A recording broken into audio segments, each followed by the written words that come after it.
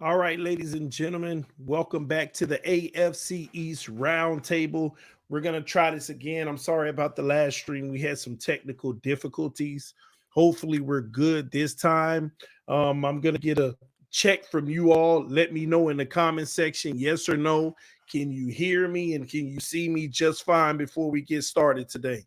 Let me know in the comment section. Can you see me and hear me just fine? Please let me know in the comment section. That way we could go ahead and get started.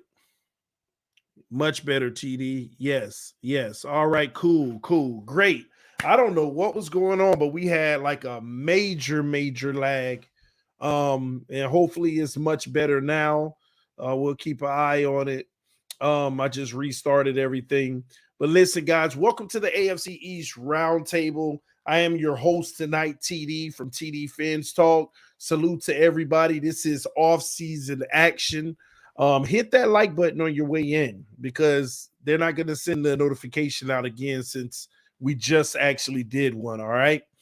But hit that like button on your way in the building, y'all.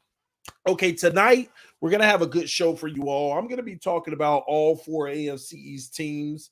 We're going to spend like 7 minutes on each one. I want to talk about AFC East preparing for the Super Bowl and what I believe each team needs to do to actually to win a Super Bowl. I'll just keep it like that. What each team needs to do to actually win a Super Bowl. We're going to talk about that briefly. Before we do, I would like to get you all in on our sponsor for the night for this segment, which is none other than Prize Picks. You guys are actually going to help me pick a prize pick tonight. Here we go, live on the screen. I need your help, so y'all do me a favor and help me out. I want y'all to help me pick an official prize pick for tonight. Let me see. It's going to be for the NBA tomorrow. All right. It's going to be for the NBA tomorrow. All right. Let me put it on the screen. Share it. All right. Here we go. So, and I know I said I want y'all help, but actually, let me go ahead and school y'all on something. Okay. Show y'all how to use prize picks a little bit so we can make some money. So we're going to start out real quick with Jason Tatum. As we get people coming in the room, we're going to go over this. Jason Tatum, 29.5 points tomorrow night. What I like to do is, what does he normally do? He put 55 up in the All-Star game. The game before the All-Star game had 38. 41 versus Charlotte. Sometimes he has those nights where it's 16 and 12. But I'm sorry, fresh off the All-Star break, making a playoff push, I'm going to take the over. Now, his teammate on the exact same team, 25.5 points. I'm taking both of these guys to have a scorching night whenever they return to play on Thursday, okay? This is how I usually do mine. I go through and I look for the green. I look for the guys who primarily they hit green quite often. Now, this is an interesting one, okay? Aaron Naismith. He's been actually putting up a lot of points as of late. As you see in the past, he wasn't. But listen, 10.5, you got to take that. This is one of those guys who's getting more playing time and everything. You got to go with the stretch. So we're going to go with him. Donovan Mitchell hits his every single night. We're going to add him. We're going to skip on Garland. He's iffy. Same thing with Mobley. But Jared Allen, I love this one. This is one I would go with if I were you. All right. And we got one more pick. And we want to go with the nice one. No James Harden, no Embiid. Tobias Harris continues to miss his. But I'm going to stay away from taking him on the under because he's so wishy-washy. He can go over in the next game easily, especially after the All-Star break being rejuvenated. Dylan Brooks pass. Brandon Ingram always hits his total, and we're going to take that one, okay? So I'm going to go over on every single one that we pick. And $20 will win $500. I'm sorry, I'm going to go with the $10. I like taking it one step at a time to win $250 on the flex play. That is my prize picks for the night, all right? For tomorrow night. I will keep you posted to see how I did, but remember these picks These are some big time picks, and I believe I'm going to hit. All right. You can sign up for Prize Picks right now. The link is in the description of the video. I've showed many of you all. I've had a really good season with Prize Picks, winning almost $5,200 overall. And hey man, it's a fun game. The good thing about it is you don't have to go all 6 if you don't want to. You can actually, if you want to, you can actually just basically do 3 picks, 4 picks, 5 picks. I like the 3 and 4 picks. I just like going big on the ones where in NBA, I just like going big because I may hit one every 3 times, but when I hit, it's big and I only bet $10 per time. So the link is in the description of the video. Prize Picks, ladies and gentlemen. Go ahead and sign up. Again, the link is in the description of the video. Code AFC East. If you don't follow the link and you just look it up, use code AFC East so that you can sign up. It is one of our sponsors and has been our sponsor since we started this channel. And I will say this, supporting our sponsors is supporting the channel. Another beautiful thing is you only have to deposit $10 to start playing. All right. That is the minimum deposit. So enjoy, have fun, wish you all the best of luck, and play responsibly. All right. Now, with that being said, I think this is a great opportunity. Let's go ahead and dive in, okay? I would like to start off with the team that I think is going to do the worst this year in the AFC East, okay? That's where I want to start with it. The team that I think is going to do the worst in the AFC East. Who do y'all think that team is? Let me know in the comment section. What team do you think is going to do the worst in the AFC East this year? I'm going to start out with that team. The Miami Dolphins. Oh, boy. Well, that ain't the one. All right, y'all. Enough suspense. The New England Patriots are going to do the worst, in my opinion, this year, okay? So I'm going to start out talking about what they're going to need to do to win a Super Bowl if they're going to win a Super Bowl, okay? Not likely, okay? Let's just get that straight now. Highly unlikely that they'll win a Super Bowl. But the New England Patriots have a lot of concerns and issues that they'll be dealing with. One of the biggest issues that many of us don't talk about in New England is the quarterback position. I mean, before this year, the last year, Mac Jones had a solid season. I ain't going to say it was great. He had a solid season. It wasn't good, great. It wasn't bad. It wasn't average. It was slightly above average. You know, something to say, hey, as a rookie, this is how you build. You can build on that. That's nice. But the truth of the matter is he regressed this year. He did regress this year. And that's just the truth. Just keep it 100. He regressed. And now a lot of people are going to say because of Matt Patricia and the play calling and all of this and that. However you want to slice it, he regressed and he did not look as productive as he did the year before.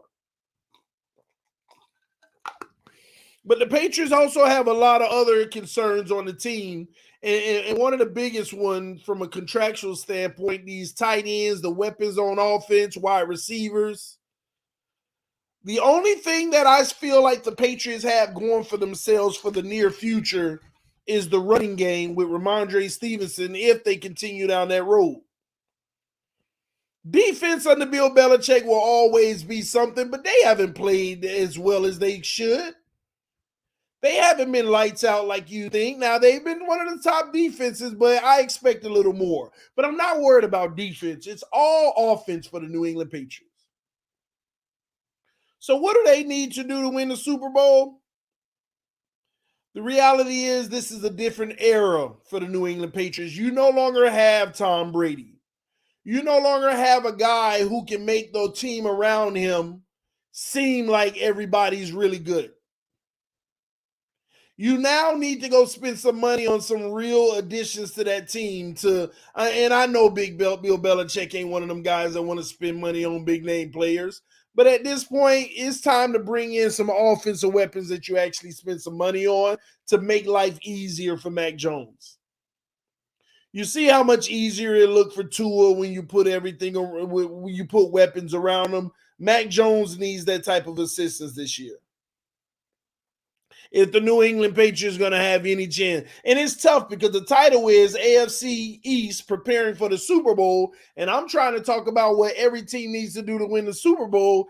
And I got to be honest, I just don't see no path for the Patriots getting there this year.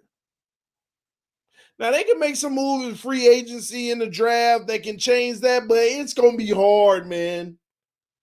It's like they're going to be falling behind until that quarterback position truly gets respected. It's going to be hard for anyone to truly take them serious. They're going to always say, well, it's Bill Belichick. You can never count him out. You can never count him out. So in Jermaine is in the comment section, and he said every QB needs weapons around them, which is true. But I try to preach to people, Jermaine, to be a little bit more granular. Not just use a blanket statement like every quarterback needs weapons around them. We know that. But some quarterbacks need more weapons than others. Some quarterbacks need more weapons than others. That's the difference. Some quarterbacks need 2 top 10 receivers on the team. Some quarterbacks don't. So, yeah, everybody needs weapons around them, but there's levels to this, ladies and gentlemen, that many people don't like to acknowledge. There are levels to this. And again, some people need more than others, even though everyone needs some help. I acknowledge that.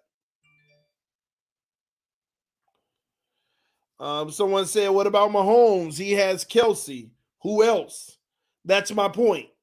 He has some complimentary receivers, but it's not like it's T. Higgins, Jamar Chase. It's not like it's a Tyreek Waddle. So some need more than others. But the Patriots, I got to be honest, it's going to be tough sledding, y'all. They got a lot of work that they're going to need to do, and they're going to need to go spend some money and get some actual high-profile, prolific players to get them over the top. They can't just continue to go off of the defense and the run game. They need to get a little bit more explosiveness in that offense. And in large part, that's going to start in the receiving core. Their number one receiver is Devontae Parker to me, and he still didn't deliver. The Patriots need to go invest in some wide receivers and continue to work on that O-line. It's that simple. Start there. I don't want to get too in depth about a Super Bowl because I just don't see it in the near future for the Patriots. But at the same token, lucky you all, you can live without it because you've just closed the dynasty and you can sit on those laurels for the next 10 years. Congratulations. Let's move forward to the second team.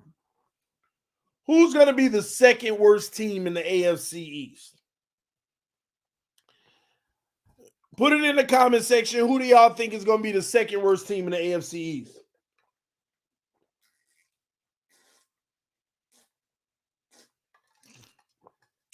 Who's going to be the second worst team in the AFC East? Ladies and gentlemen, I believe the Buffalo Bills will be the second worst team in the AFC East. I'm serious. They will still be Super Bowl contenders, but I believe they will be the second worst team in the AFC East. I believe next year may be a case, just like the NFC East, where 3 teams in our division may have a chance to make the playoffs. I actually do believe that, Sal Falcone. Josh Allen money's going to kick in. Now, don't get me wrong. I've been paying attention. There are creative ways that the general manager can figure out ways to save $50 million in cap space. But that same $50 million in cap space that he wants to save, there's about 3 players that they're going to need to re-sign, and they're going to take up about 35 of that.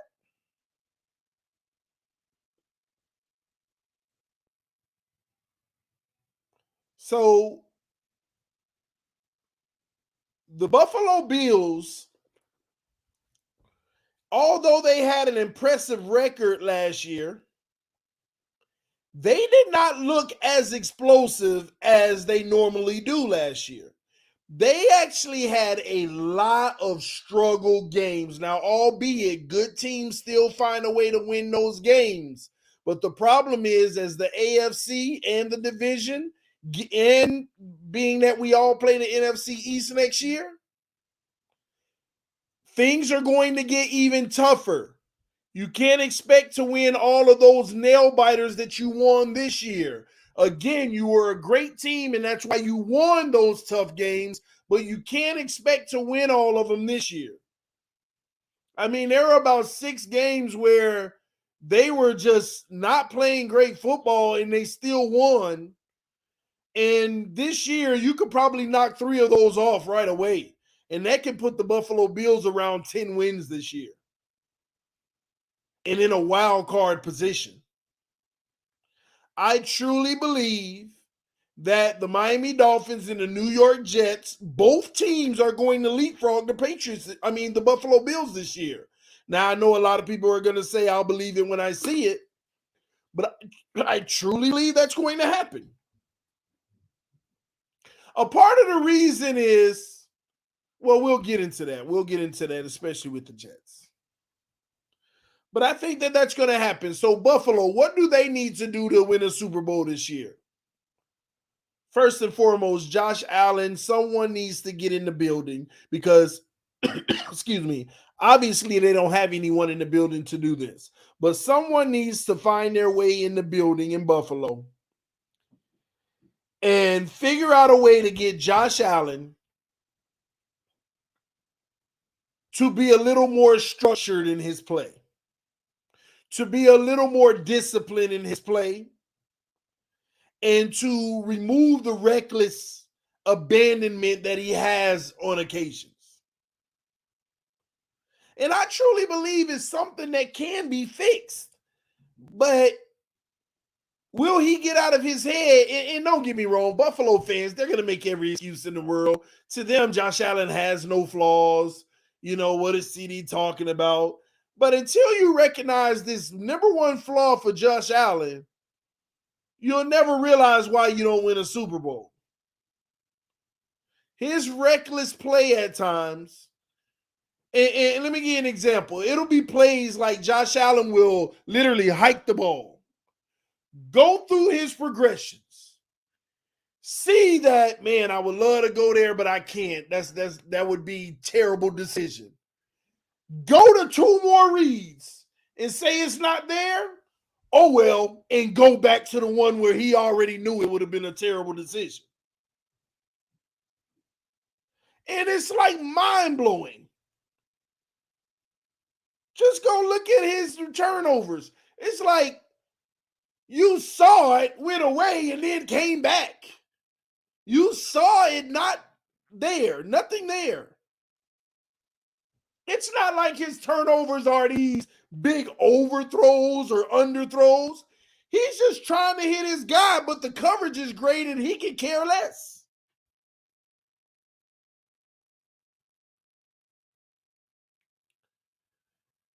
Somebody got to get in that building to help him see the bigger picture. Because Josh Allen not having an MVP is embarrassing, Buffalo fans. He has all the skills to have one, but he gets in his own way. Josh Allen is why he doesn't have an MVP, not the team, not the play calling, not the offense. Josh Allen is the reason he doesn't have an MVP right now. He has to get out his own way. Somebody said Brian Daboll used to cover that up. Good point. Very strong point.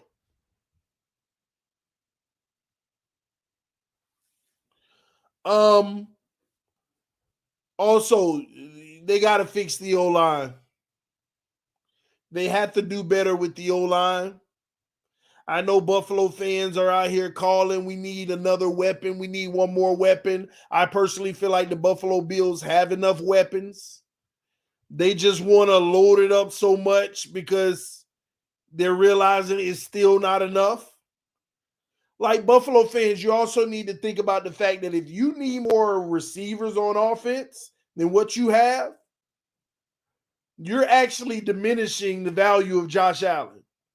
You all have enough to get it done. Josh Allen needs to get out of his own head and play smart football. The problem Buffalo Bills fans have is this. Josh Allen will throw for 400 yards. He'll have 4 touchdowns and 2 picks, and they'll think he had a phenomenal game. And he'll do the same thing, and they'll lose, and they'll think he had a phenomenal game, and if it wasn't for him, they wouldn't have even been in it. That's their issue. Josh Allen needs to stop the 2-pick games and the 1-pick games too, but let's start with the 2. He needs to be more disciplined. You got to have 3 touchdowns, 0 interception games. 4 touchdowns, 0 interception games, and you'll be an MVP. You can't trade him off because you had extra touchdowns and think that it was just all good. Yeah, from a passer rating and all of that, everything gonna look good, but it doesn't help.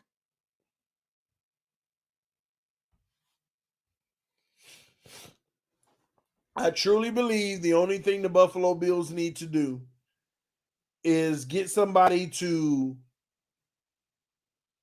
help Josh Allen realize that and put some more weapons on that O-line. No team is going to be perfect. You're going to feel like you need to get better here and better there. But those 2 things get done, then it's going to be real hard for y'all to win. But I have no confidence that you all will do that at all. That's why I feel like you're going to be 3rd in the AFC East this year. All right, who do you think is going to be the number 2 team in the AFC East this year? Who do you believe is going to be the number 2 team in the AFC East this year?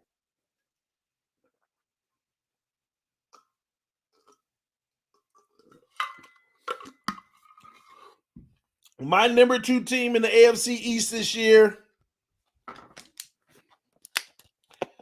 is the Miami Dolphins. Shocked you, huh?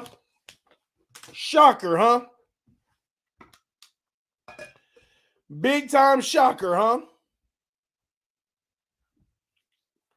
Miami Dolphins will be the number 2 team in the AFC East this year. The Miami Dolphins will pick up where they left off last year. We will be a better team because our defense hopefully will be better. But what do we need to do to win a Super Bowl? Number 1, we need Tua to stay healthy. And I still have no confidence that that can happen alone, which is going to derail this team. Even though we'll still have more success, it's still going to come down to a potential 4 to 5 losses just because our starting quarterback may not be healthy. Even past that, even if he is healthy, we still have to deal with the fact that we still haven't seen him play at a consistent high level yet. And we're going to need him to take the next step this year, and it's the final step. It's the big step. Tua Tagovailoa will have to be an MVP caliber quarterback this season. A lot of Dolphin fans are under the impression that he was an MVP caliber quarterback this year, and that's the biggest lie in the world. Just because at one point of the season people were saying you were in the MVP race does not mean you ended the season MVP caliber.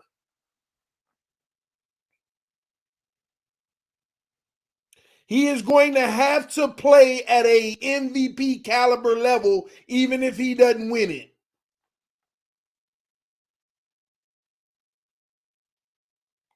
I believe he's going to have to run at a clip of a top 5 quarterback this year. and do it consistently for the whole season, and on top of that, actually be on the field. Now, when I say do it consistently all season, that don't mean you can't have a bad game. That don't mean you can't have 2 bad games. It don't mean you can't have 3 bad games. You're cutting it close there, though. It don't mean you can't. But what it means is you can't be up and down. You can't start the opening game playing poor. You can't play the Pittsburgh game poor. You can't have a poor San Francisco. You can't be poor like last year, the 6 games that he was poor. The 5 or 6 games that he just didn't look good. The way you play versus the Lions, the Bears, the Browns, and Green Bay until the 4th quarter, Lordy, when you threw 3 picks, that's what you're going to have to be for majority of the season. But that's a lot. We're asking for a lot. We're already asking you to be at MVP level, which is a lot in the NFL. We're also asking you to do it consistently. We're also asking you to stay healthy. See, 1 variable is fine. 2, okay. 3, it starts to get to probability is dropping lower and lower. And then if you look at past history, it's almost like it's not going to happen. But those things have to happen for the Dolphins to win a Super Bowl. Also, the Miami Dolphins need to stop the game, stop playing around, go get a left guard and go get a right tackle. Stop playing. I don't care about the projects and the first round picks of the past that ain't working out. Go get solidified dudes and go let them be backups if you want to win a Super Bowl. Third, get some real linebackers that are aggressive and get from point A to B and attack. There are other things that can be done on this team, but that's all you need to do. Those 3 things. The Tua trifecta, the O-line, finish it off, and go get some linebackers, and you could be a Super Bowl contender, and you could be the best team in the AFC East. But based off of current history, I believe the Miami Dolphins will end up second in the AFC East, behind the New York Jets. Why would I put the Jets in front of my beloved Dolphins? Because I'm keeping it real with y'all in this show right here. I'm just keeping it 100 on what I truly believe. It's one thing to say, oh, we might get this person, we get that. The one thing that we know for sure is that the New York Jets are going to get Aaron Rodgers or Derek Carr. I don't have to speculate. They're going to get one of them. It's going to happen. They're going to get one of them. And I'm going to tell you, the Jets fans, this now. You better hope and pray, and I think this is how it's going to end up. Because I think Aaron Rodgers is going to end up in Las Vegas, the Raiders. I think Aaron Rodgers is going to end up with the Raiders. But Jets fans, y'all better hope and pray. Y'all better not be asking for Aaron Rodgers because you're screwing yourself if you do. Let me explain. If I were a Jets fan, I want Derek Carr. I want Derek Carr. First of all, nobody talks about the fact, I don't care, he had his lowest completion percentage in Las Vegas. That can have a lot to do with coaching and everything. But people sit here and say, oh, Aaron Rodgers and Devontae Adams or Derek Carr and Devontae Adams. I'm sorry, Devontae Adams just had his best season of his career with Derek Carr, not Aaron Rodgers. He had 10 tries with Aaron Rodgers or more or whatever. And he had his best season with Derek Carr. But why do I say go after Derek Carr? Because the team that you're building may actually not need an elite quarterback. The Jets need to realize what they're having, what they're building. You actually may not need an elite quarterback. It's about big bang for your buck. And the Jets can get a lot further with Derek Carr instead of Aaron Rodgers, because you go get Aaron Rodgers, you have no draft capital and you have no money. And your team is what it is with Aaron Rodgers. Still dangerous, still Super Bowl contenders, right? You're still dangerous and you're still Super Bowl contenders. But with Derek Carr, because to be quite honest with you, all the Jets needed last year was a competent quarterback and y'all would have made the playoffs. But New York Jets, y'all are in a window right now where if I were y'all, I'd go for it, with Derek Carr. Here's why. You go get Derek Carr, you are a playoff team. I truly believe it. At a minimum. Your defense is young and ain't doing nothing but getting better. If they end up top 5 next year, which there's a great chance they will, the way things are going, right? You got a top defense. Nobody recognizes the injuries that the Jets went through this year. Their running game was legit until their guy got hurt. A true threat. There is a little patching work that needs to be done on the O-line because you have a great O-line. They just can't stay healthy. So there's some patchwork that needs to happen. But guess what? You still got the number 13 overall pick. And you got money in free agency if you go get Derek Carr. The point of the matter with the Derek Carr move is you have a high enough draft pick where you can get a day one starter, and you could probably get it in the trenches. Let alone it might even be another receiver. Let alone it might just trade the number 13th overall pick for Davante Adams. I don't know. But look at the options you have now. Imagine bringing in Derek Carr, trading the 13th pick for Davante Adams, and you still got money to go in free agency and patch up work on the O-line. I'm sorry. And you got the running game too? I'm just keeping it a buck. Jets fans should be very excited. Now, if y'all fail with this, man, y'all just destined to be trash for the next 50 years. If y'all fail with this opportunity y'all got in front of y'all destined to be trash. Y'all destined to be trash if you fail with this situation. Jets fans, man, y'all are in a prime situation where I would get Derek Carr, use that number 13th overall pick for either trading for another elite wide receiver or just drafting a lineman. Or take the 13th overall pick, trade down to 20 and pick up another second or something like that, and still trade the 20th pick for Davante Adams or something. I'm just saying, y'all got options. And your team was actually really good last year. It's just your quarterback play. It ain't, y'all should have, listen, a competent quarterback and you would have swept the Patriots.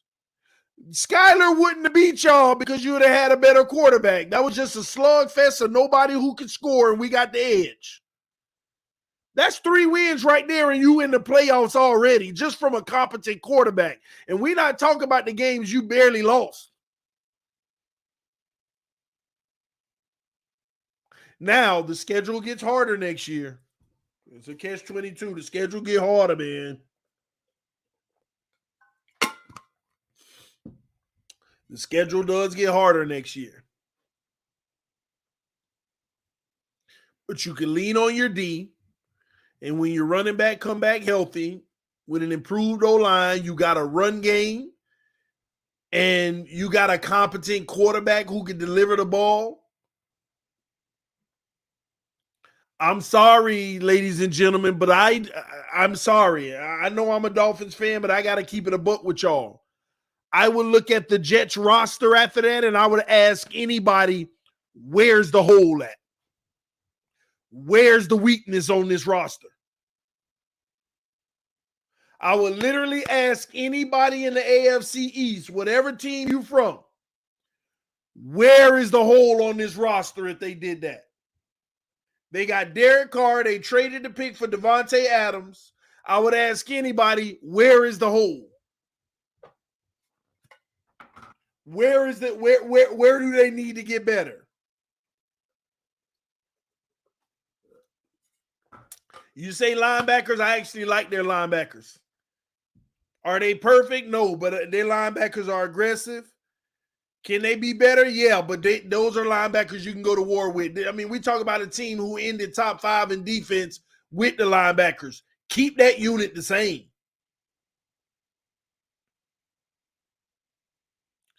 Keep that unit the same, man.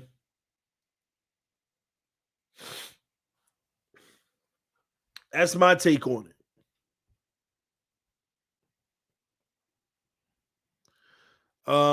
By the way, before we start the next segment, which I wanted to invite somebody to send me a Madden invite. If you can, send me a Madden invite, because I'm going to do one game on this stream tonight for practice to try to get better, because I'm struggling. I'm going to be honest. I'm struggling bad. Well, I think y'all know that. So anybody who got their system going right now, send me an invite, all right? Yeah, do me a favor and send me an invite. But yeah, that's what I would do. So once again, ladies and gentlemen, number 1, New York Jets. Number 2, Miami Dolphins. Number 3, Buffalo Bills. Number 4, New England Patriots. Now, this is before free agency, and this is before the draft. This is before free agency and before the draft. Okay? What's your gamer tag? tdphinstalk. No spaces. Just like you see on the screen, but no spaces. It's tdphinstalk. No spaces. And the PlayStation 5. PlayStation 5. I mean, I got Xbox over here too, but I ain't even put Madden on there yet. I only put my kid's Sonic game on there. Patriots almost made it with Matt Patricia as OC, so I ain't worried. Yeah, but the competition gets stiff this year. Patriots can think that they got it, but the competition actually gets stiff this year. Yeah, I'm not worried about the Patriots. I think that they're gonna fold. But yeah. That's anyway, man. That's my take on the 4 teams. That's what I believe is going to happen. I want you to put your order in the comment section.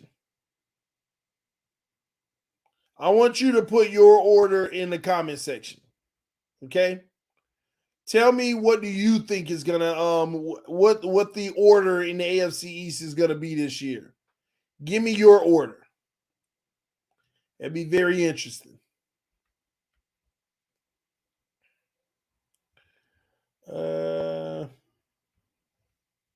Sorry, I just canceled somebody Madden invite. Send it again.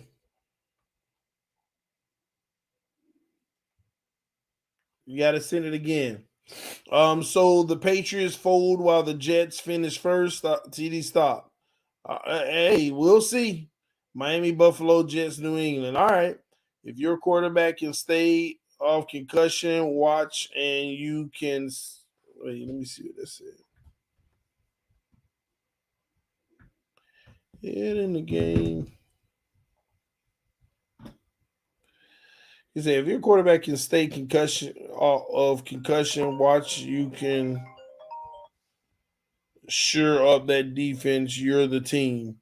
Yeah. If that can happen, that's a big if, to be honest with you. I know we don't like to talk about it, but it's a huge if. Huge if. But time will tell, man. We'll see. We shall see. All right. TD, do you think we need another safety? Yeah, we do. It just like, do you? It's like, are they gonna keep Eric Rowe? How long are we gonna go with that relationship in Miami? How long are we gonna go with that relationship? Again, if you want to get a game in, first come first serve, just hit me up on Madden right now. All right, hit me up here on Madden right now. I'll get one game in with whoever's first. Send the game request, and we'll get one in. Okay. And that's on PlayStation 5. If anybody have a PS5, we'll get one game in on this stream. All right, so let me know if you're gonna try to do it. That way I'll wait for you, all right? But yeah, Miami is very intricate. Miami did get some news today from the Heisman Trophy winner who said his number one choice is Miami in 2024. So Caleb Williams wants to be a Dolphin in 2024. I ain't gonna lie, it's just crazy hearing that. I'm still a little baffled by hearing that from him. The Heisman Trophy winner is saying out his own mouth in 2024, if he declares for the draft, his number one choice is the Miami Dolphins. The reason why that baffles me, it's like you say that. Do you think he would have said Buffalo Bills? You think he would have said the Kansas City Chiefs? It's like he just walked right over to him. Just walk right over to him. I don't care who there. He ain't like, oh my gosh. It's crazy to me. Just straight up walked over him like, yeah, my number one choice is Miami. I like to play with Tyreek Hill, Jalen Waddle, and Mike Gesicki. You know, his exact words. That is crazy to me. To name the three receivers, it just like, it don't matter who had quarterback over there. That is, it still is rocking me. But it's crazy to know that he openly, I want Miami, and Ross and Greer, the pressure has to be on them now. Tua, you gotta be great this year. You have to be a top 5 quarterback this year. You gotta be super great.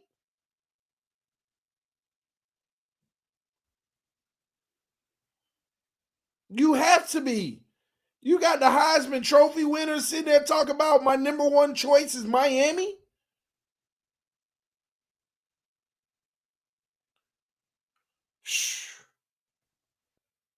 People gunning for your position. You got to be that dude this year.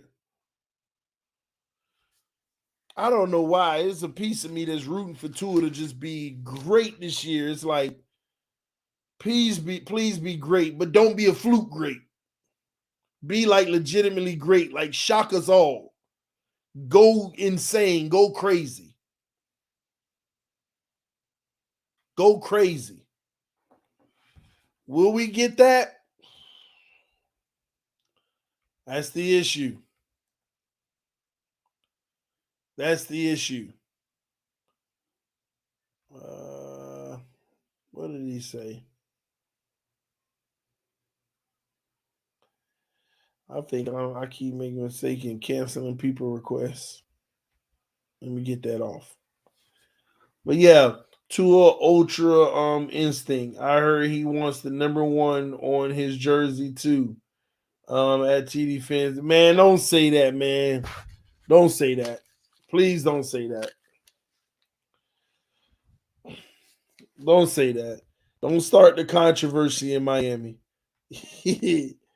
Don't start that controversy. Right? All right, let's do this real quick. I'm going to give me a little practice in real quick, y'all. We're going to see how it go. We're going to get some Madden practice in real quick. I want y'all to help me out. And just so you know, This segment is being brought to you by BETUS, where the game begins. NFL picks and predictions. Ladies and gentlemen, go sign up for BETUS right now. Go sign up for BETUS right now. Right now, they're doing a promotion. $50 of free play just for signing up. Just for signing up, $50 of free play. Go take advantage of that. Get in the game. Also, if you want to actually deposit, they have a special right now where they're giving up to 125% bonus up to $2,500 on your first deposit. So BETUS, the link is in the description of the video, okay? Once again, the link is in the description of the video. You on Xbox TV or PlayStation? I'm on PlayStation. So again, being brought to you by BETUS, ladies and gentlemen. Hopefully they find me an opponent, because I'm ready. He's coming so Tua can carry his luggage when they travel to games. Y'all need to stop. Y'all needs to stop. Malachi said, I'm still stuck on the fact that you got the Jets winning the division. We've stomped them 14 straight times. Listen, I didn't say the Jets were going to win the division, bro. I said as of right now, what teams need to win the Super Bowl? The Jets, I believe, is in the best position. I believe the Jets are in the best position. At Levi Stadium in Santa Clara. Coming up, we've got a good matchup on tap between the Miami Dolphins and the San Francisco. Can y'all hear this game? Can y'all hear the game? Let me know. Oh, that's a bad kick already. Here's Jason Sanders now to get this one started, and we are underway from Santa Clara. Fields it right around the goal line. And he had no room to run. All right, cool. Hopefully I can get me a W.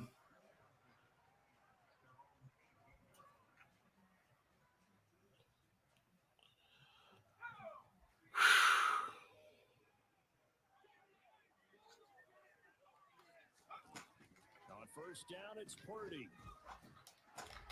Man open, that's Deebo Samuel. And he's got it past the...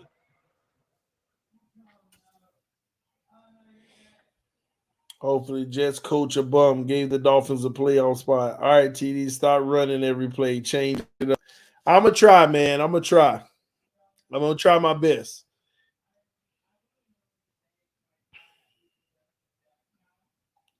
I think the Jets made a bad OC hire. Maybe.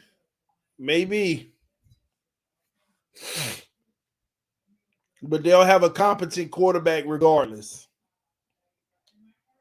Hey, y'all do me a favor. Hit the like button.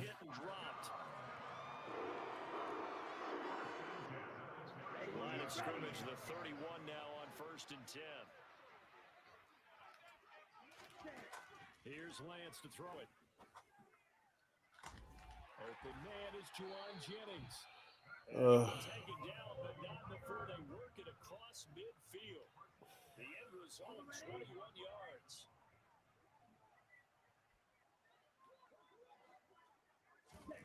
To throw, it's Lance. Completes it to the tight end. And I wish you came up and picked them off. The 44-yard line. And let's face it, you can put any Halloween costume on him. You're not going to be able to disguise him, because for a tight end of his size, difficult to sneak him anywhere, but that's what they tried to do. Lined up on his right, tried to work his way back to his left, but just a minimal gain as the defense was able to react quickly. From the 44, Lance. This one caught by Kennedy. Jerome Baker. Another first down as he's brought down at the Dolphins' 29-yard line. A solid gain of 15 yards and the sticks move. They fake the handoff. Now Lance. Come here. Taken down. Back around the 35-yard line. Said TD, let one of your kids play. I know, right? Getting that sack. So 2nd and long, and got to be careful not to fall out of field goal range.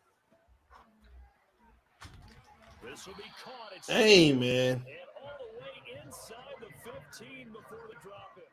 22 yards there, a first down.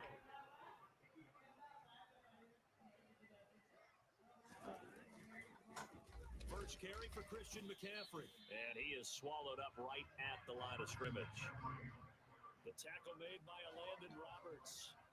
Officially nothing on that last run. They'll try again, 2nd and 10. Here's Lance. No. George Kittle with a touchdown grab for Trey Lance. And the Niners will jump on top of the game's first score here this afternoon. TD, go to your coaching adjustments for your defense. Oh, I almost blocked it. Gold able to tack on the extra point. Bad matchup for you. Yeah, I know it this team, but what do you mean? Hold on. It's Robbie Gold now to kick it away. This is going to be returned from the middle of the end zone. And he'll be stopped right around where he would have been had he gone down to a knee, maybe a yard shy of there at the 24.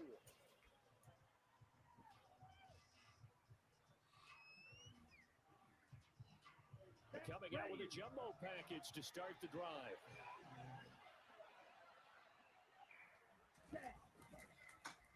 They'll run here with Raheem Mostert. And this defense feeling the encouragement. They stop him at the line of scrimmage on the first play of the afternoon. Oh, come on, Tua. He can rack up those tackles in bunches in the run game from that middle linebacker spot. And what he has to do is make sure he congratulates the guys in front and tells them thanks a lot, because as the guy in the middle, the Mike linebacker, you're counting on your front 3, your front 4, your front 5, whatever you get in front of. Oh my gosh. Allow you to roam and hit, and that's what he did on that play. Charles already trailing by touchdown early. This offense, how imperative is it for them to get points out of this drive? Well, they feel like they have to go ahead and match because of what was already on the board against their defense. But I think even more so, and that's caught. Oh, why are you dancing? And he's put down here just outside of the 20. Every defensive staff harps on limiting explosive plays. Job not so well done there. Yeah, they talk about it all the time. A lot harder to stop, though, isn't it? And when you think of an explosive play, most offensive staffs define them as passes of 20 or more yards and runs of 15 or more yards. They went zooming past that number there. Here we go. After 7-0 on EA Sports.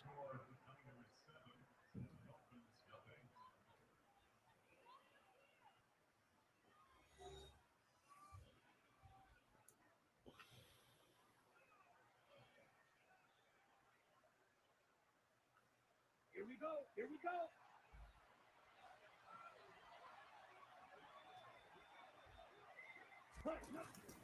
Gets it to Hill. It's a jet sweep.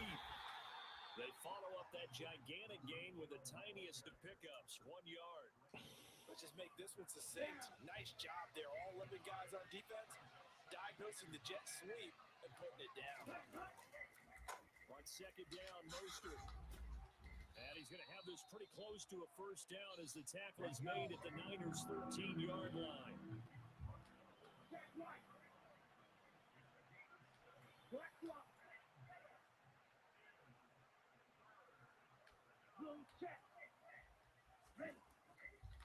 They'll try and run here with Mostert. And he's got the first down as he gets it to the 8.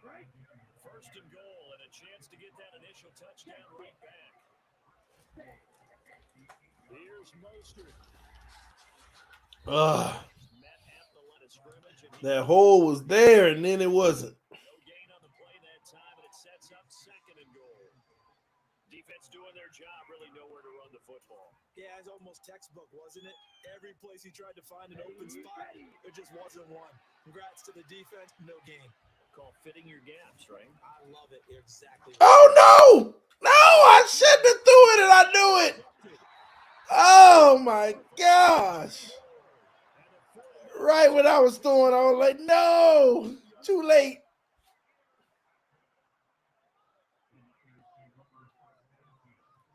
Flag goes in. This might be a free play.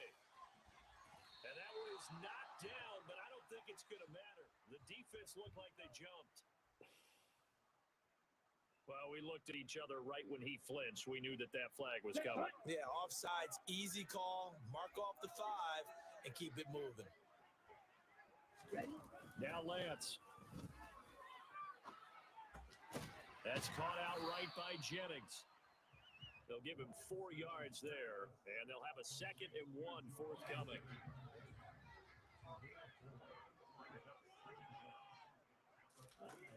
Lance looking to throw it. And this will be well too low for him to bring in. It's incomplete. Maybe a little over-anxious in the pocket there. He just didn't look comfortable on that throw. No, he didn't, because it wasn't his normal fluid delivery. And I think you might have had it right. Wasn't really confident with what he saw downfield. And he wanted to pull that one back. And he is going to have a Niners first down as they're able to get the 3rd down conversion. Well, after an interception, last thing you want to do is go 3 and out, give the ball right back. They avoided that. Yeah, you definitely do not want to do that. I remember in college I played with a really big-time player on defense. We ended up getting an interception as we passed the offense coming out. He told him, if you don't take care of this football, you have to answer to me later. You definitely want to take care of it, pick up first downs. 2nd and 6. No, scratch that. 2nd and 7.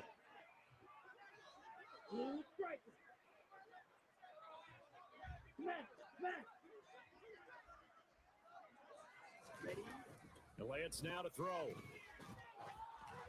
And just not enough on the throw there. Down around his feet and incomplete. The coverage keyed in on him since that last completion his way. He earned a little more attention on that route, and that made it a lot tougher to get a clean throw his way.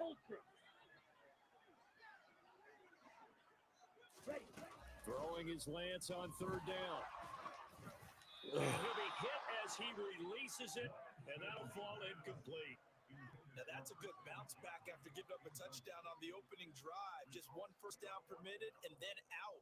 Obviously no loss of confidence with that defense, and now they get to turn it back to their offense. Here we go, back. 6, mega. Switch, yellow. Lance to throw for it on 4th down. Oh no! Oh! Have the Niners first down as they manage to convert, and that'll keep the drive alive.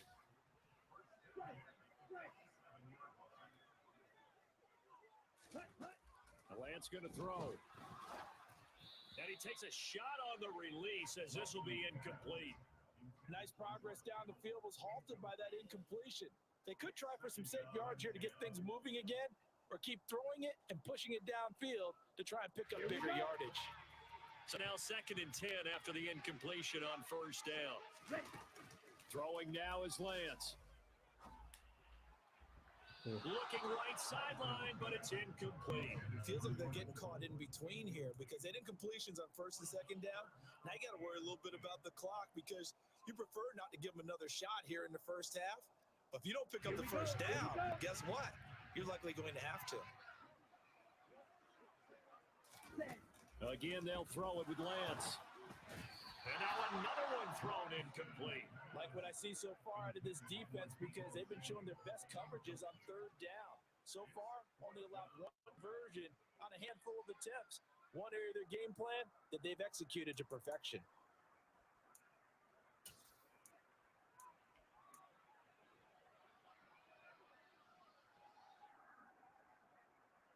Down. Steal. Check steal.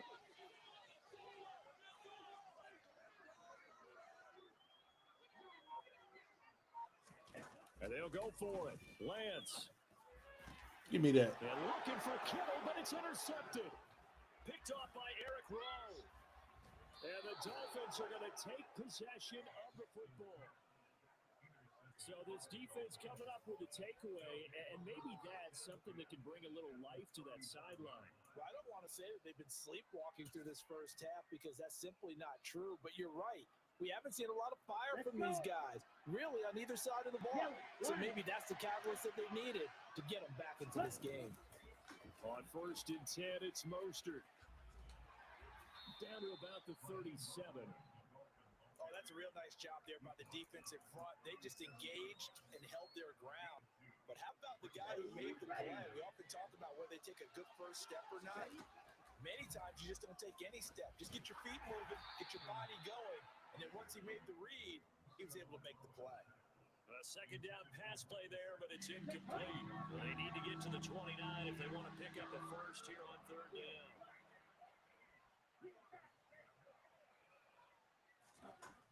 Throwing now is Tagovailoa. And the connect, incomplete. Give them credit, they took their shot, but it's going to bring up fourth down. Oh, that's going to hurt a bit because they needed to come through with a completion there. Now a drive that started with great field position is facing fourth down.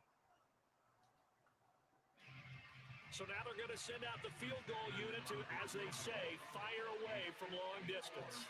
This from 54 yards away. Oh, jeez. And this won't get there. We'll be online either. It's no good. Off to the right, and this will stay at a 7-point game. And that's the risk of the long field goal miss here at this stage of the second quarter. You give up great field position. And that gives them one more opportunity to make something happen. And something I know, y'all. We've seen crazy stuff happen at the end of halves. Good starting field position for the 49ers as they have it 1st and 10 at their own 44. Trying to shake off the interception from the last drive. He'll look to throw. And now this is intercepted. Got him. My goodness. Picked up by Javon Holland. And the Dolphins are going to have the football here at their own 18-yard line. So that now back-to-back drives, the interception. I don't know about you, but I'd call my quarterback over, put an arm around him, and say, hey, take a look at the scoreboard. We're playing with a lead. Let's be smarter about what we're doing out there.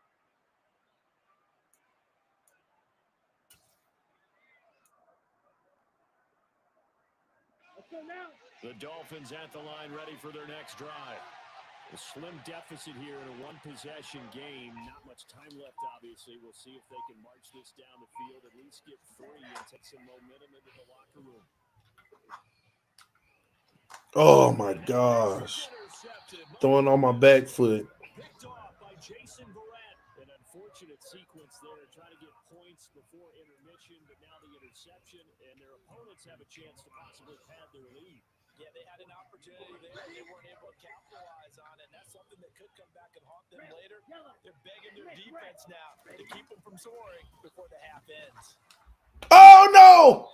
Throwing to start the drive, but that one incomplete. That's tremendous field position that they were given following the turnover, but they've still got work to do to get the field goal range, and the coverage we're seeing isn't going to make it easy.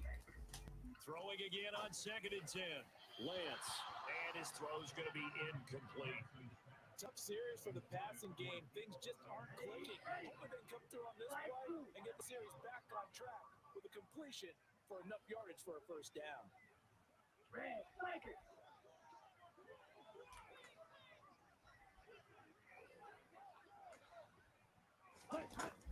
From the gun on 3rd down, Lance. Good one. He's got the first You down. got me. Touchdown, 49ers. Deebo Samuel, 42 yards.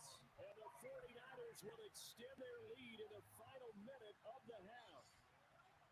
Partner, to me, that touchdown had something that was kind of rooted in that group seeing the future. What I mean by that is they had a plan. Let's find a way to score right here before the half. And now to give us momentum going into the second half, give us that cushion that we're looking for. They got that accomplished, scoring right before the half ended. Lance going to try to Tried to pick it off. So they tried for 2, good, and it pushes them out to a 15-0 lead. And the formula there on the 2-point try, they go 5 wide, not even the option to hand the ball off. They got it. They tried to create space, and there isn't a whole lot of it there for the defense. What you're trying Oh, my gosh. Why did I get stuck in this view? Make them catch it behind you because they run out of space with the back line. But in this case, the offense figured it out. And he will be brought down here inside the 20. Good coverage as he's dropped at 17.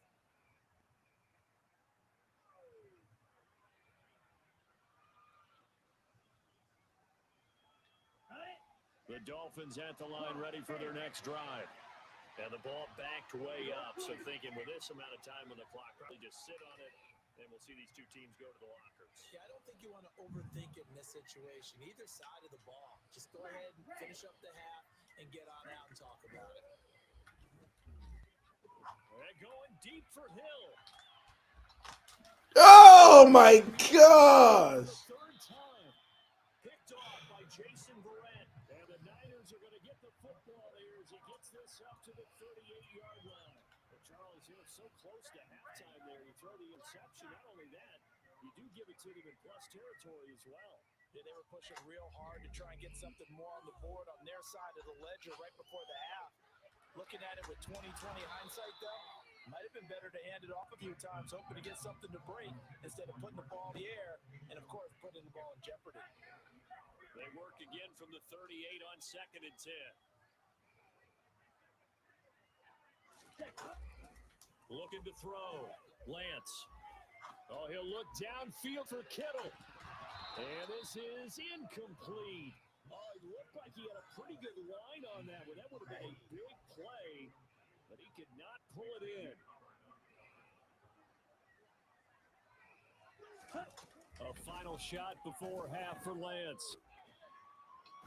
Oh, he'll look downfield for Kittle. And that will be incomplete. Well, they weren't scared to let it fly, but it falls to the ground and brings up 4th down. And that'll do it for the end of the second quarter. This is the NFL, and it's on EA Sports.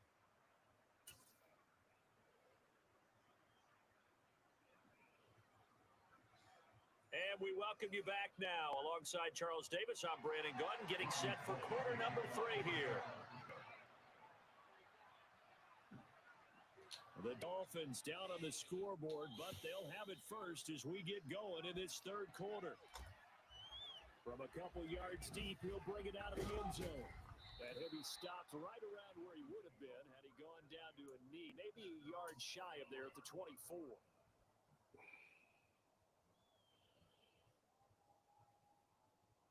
The Dolphins at the line ready for their next drive. In the first half, they struggled a little bit to keep pace offensively. CD down 2 scores here. So how do they? Oh my God. Out of the locker room? Well, they've studied what they did in the first half. They've seen what the defense has thrown at them. Now Gosh. attack against it. So you come out, you're not going to get all the points back on one drive, but get started on it. Start chopping into that lead, and maybe it'll inspire your defense to help out as well. Here's a toss play right to Mostert. And he'll get this one up to the 26. They do get a couple, but they'll be left staring at a 3rd and 8 coming up. Well, that's a good start to this drive on the defensive side of the ball. And force the incompletion on 1st down.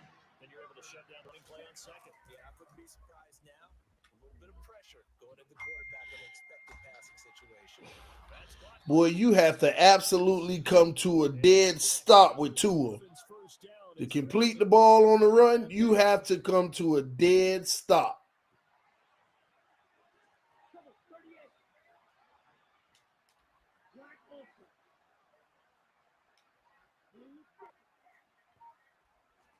Here's Tagovailoa on 1st and 10. Throw left side, taken in by Hill. And he's going to be taken down right at the 40-yard line.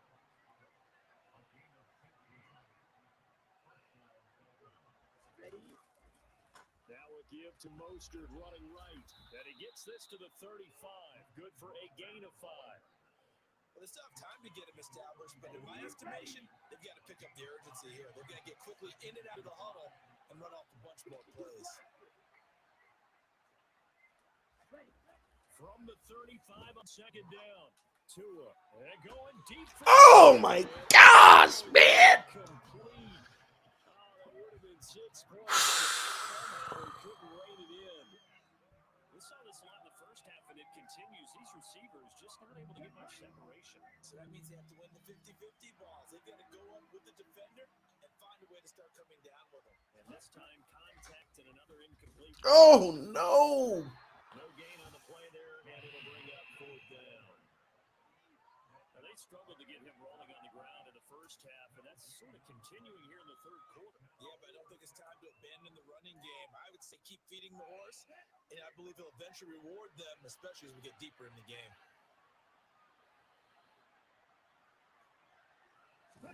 They're going for it. Here's Tua with it. Oh, good one. Good read. Not sure he saw the linebacker there as that's batted down and incomplete. The Dolphins can't convert on 4th down. And the 49ers are going to get the football back. So an interesting decision at this stage of the game to go for it. You think maybe that missed field goal earlier had anything to do with it? If it did, I'm really surprised because usually one miss is not enough to alter your game plan.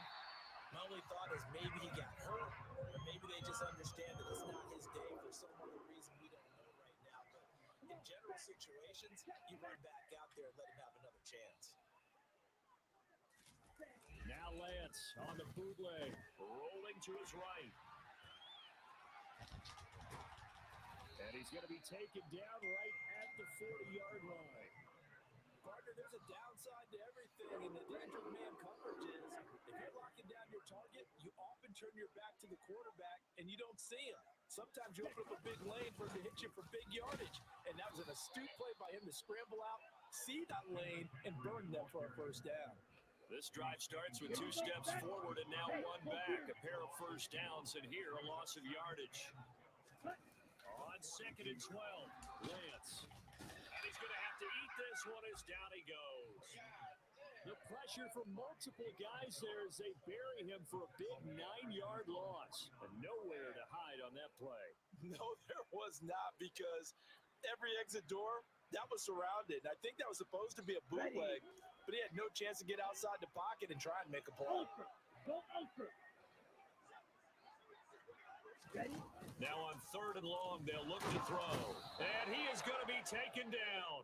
And that should be the final play of this 3rd quarter. 3 quarters in the books. This is the National Football League on EA Sports.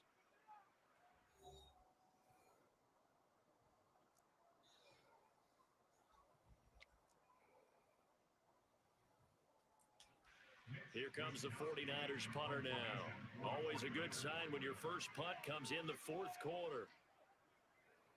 Shut up.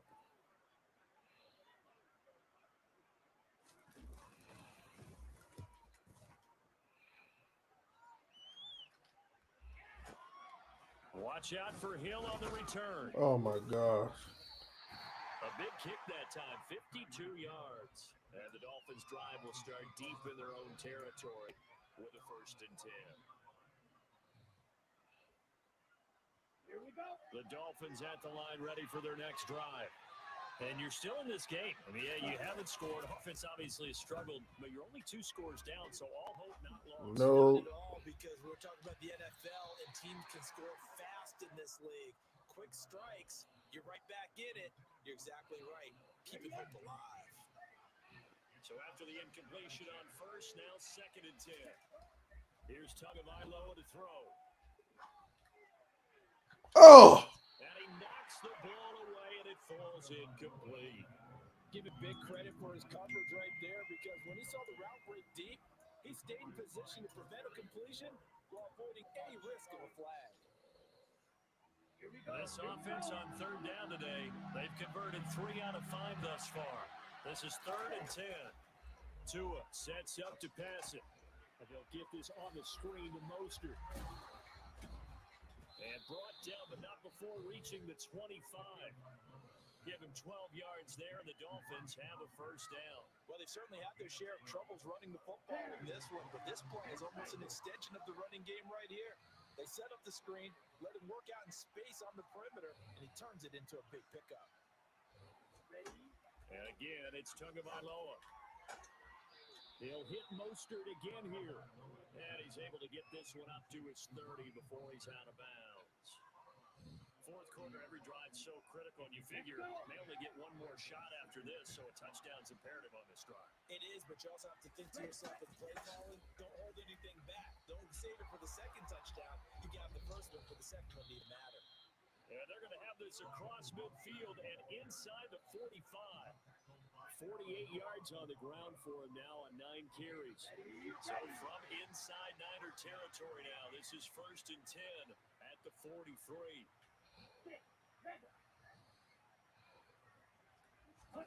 They fake the handoff. Now Tua. Oh, the ball comes out on the hit, but they'll say it's incomplete. Gotta be kidding me. The end zone has hit a momentary roadblock with that incompletion. No need to panic. They just got to come up with a high percentage play call and see if they can get their offense back on track.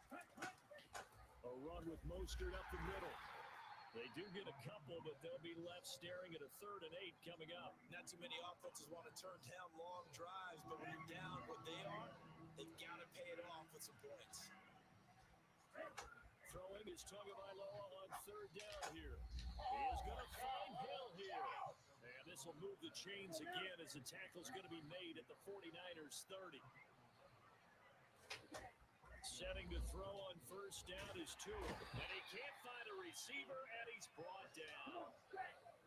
That huge loss on the sack makes this job much more difficult. It's now 2nd down and 22 yards to go. Throwing there, but this pass is going to wind up incomplete. The Packers guaranteed they approach this play with the idea of making up ground to make 3rd down manageable. Unfortunately, with that incompletion, right back where they started on the last snap. Now they need a big 3rd down play in order to pick up the yardage needed. Meanwhile, on 3rd down, they take a shot at the end zone, but it's incomplete. Set, ready.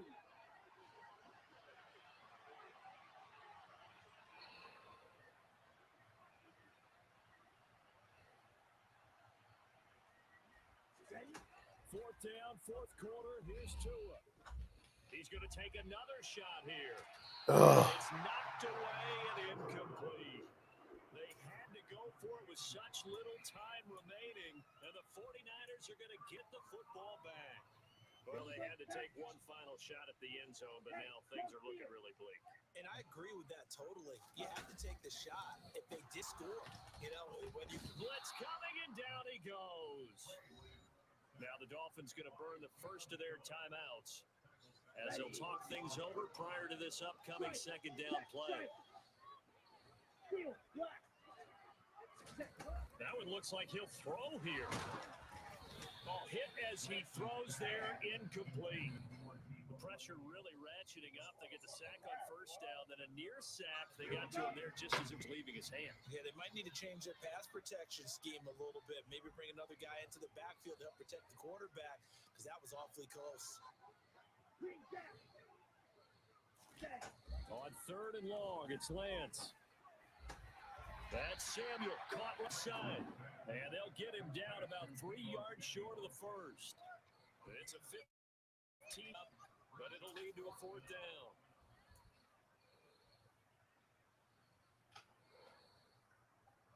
Here we go. Here we go. Smash. Smash. Ready. Ready. Ready. Now Lance. This is Jim. Oh my gosh. Tackle going to be made at the 38. The 49ers now going to use the first. Gotta be killing me. Kidding me. Just their first. They've got 2 more to use here in the final stages. This game has been a lesson, a clinic in how to throw the football. I mean, even with a big lead, they're not turning off the engine. They're not getting off the gas at all. They plan to keep going at them, and it's working for them. Throwing on 1st down is Lance. This will be caught at Samuel, and he'll be marked down right at the 20-yard line.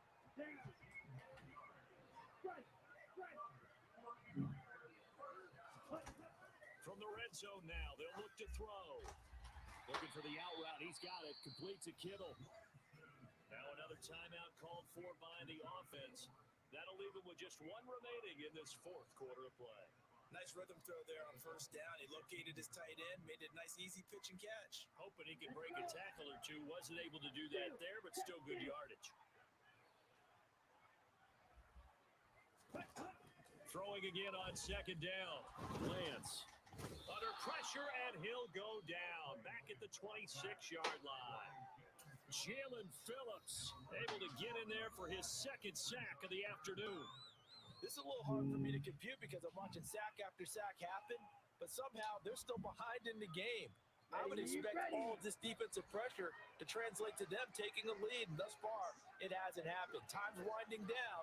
They don't want to waste this type of performance from ace pass rushers. To throw, it's Lance. And he's going to be intercepted a third time. The 40, 20, 10, 5, and he will bring it back. It's a pick six and a Dolphins touchdown. Well, don't change that channel just yet. This one may have gotten a bit more interesting. Put down the remote, put down the clicker. This one looked like it was over. It looked like they were ready to seal the deal. But in doing so, by pitching it around a little bit, it cost them. We could have a great finish. It's a run with Mostert, and he'll get in as they're back within a score now. The lead's down to 7, and now we've got a one-score game and at least a little light at the end of the tunnel. Is that what we call a glimmer of hope? Glimmer of hope. Because they've got to get an onside kick and then find their way into the end zone before time expires. Glimmer, or what's less than a glimmer? I don't know. You're the one that knows all the big words. A sparkle? A sparkle. Yeah, there we go. That's what we're going with. Fourth quarter, they felt like they needed the football back. Unfortunately, they couldn't get it. And I know we brought analytics into the game, and someone has said here that the data says that when a team's expecting an onside kick, 80% of the time, the team expects. There he goes, right side. The 20. And he takes it in for the score on the game's final play. So the outcome, put a little whipped cream on top to their end. All right, I still took an L, man. So the victory here for San Francisco. Charles, for this losing side, their heads are hanging. Hold on, let me. We know why. So your boy took another L, man. It's all right, though, man. I did better, a little bit better against an opponent. I get better. I'm going to keep getting better, man. One thing I know I need to do is start sending more pressure. Real pressure. But yeah, good practice. Appreciate y'all hanging out, man. This is tdphinstalk, home of the real Miami Dolphin fans, checking out for the AFC East Roundtable. I will see y'all soon. Peace. I am out.